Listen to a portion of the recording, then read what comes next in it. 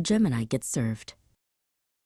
Gemini, a 25-year-old monument to self-love and sponsored content, graced her phone screen. "Hey, besties," she chirped, adjusting the ring light that served as her primary source of vitamin D.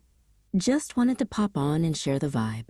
The vibe, as always, was a pristine white room, a strategically placed monstera plant, and Gemini herself, contorted into a pose that screamed casually athletic but was actually cutting off her circulation.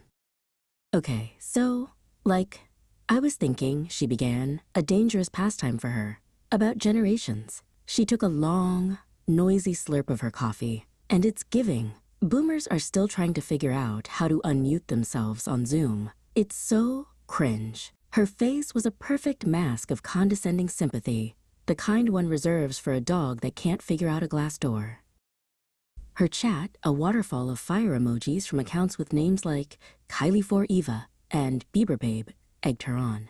Emboldened, she continued her groundbreaking sociological analysis. "Like Grandma, I love you, but your emoji game is tragic. The thumbs up? Are you approving a mortgage? It's not the vibe. And the hashtags," she cackled, her voice climbing an octave. "Who is ready to roast some dusty, ancient hashtags? Let's start with hashtag no filter." She zoomed in on her own poreless, filtered to oblivion face.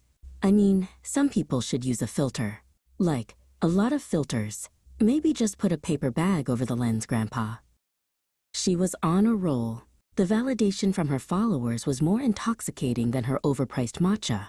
But then, a comment appeared, stark and out of place among the sea of hearts. At Glen with the Lawn wrote, "Your personality is as deep as a puddle of spilled oat milk." Gemini blinked. She laughed it off, a brittle, high-pitched sound. "Okay, Glenn, a little salty today, are we?" Then another comment from @Carol from Craft Corner. "Cute that you think your 10-second dance is a career, but my Tupperware collection has seen more sustainable growth." The fire emojis in the chat slowed. A few confused face emojis popped up. The vibe was shifting. Glenn returned with a vengeance. "You keep talking about trends, sweetie, but the only thing you've successfully influenced is my desire to invest in a good firewall." Carol added, "Honey, that glow-up is just the glare from your ring light reflecting off your empty thoughts." The burns were no longer just mean, they were articulate. "I'm not even mad, y'all," Gemini stammered, her voice losing its influencer cadence. She tried to regain control. "It's just, sad that you're so obsessed with me." It was a weak jab, the influencer equivalent of, "I know you are, but what am I?" At Glen with the Lawn shot back instantly. "We're not obsessed. We're morbidly curious, like watching a car crash in slow motion." The final blow came from Carol. "You call us dusty? Darling, your sponsored posts for laxative tea will be digital dust before my pension plan even matures. Now, if you'll excuse me, my sourdough starter needs feeding. It has more culture than your entire feed."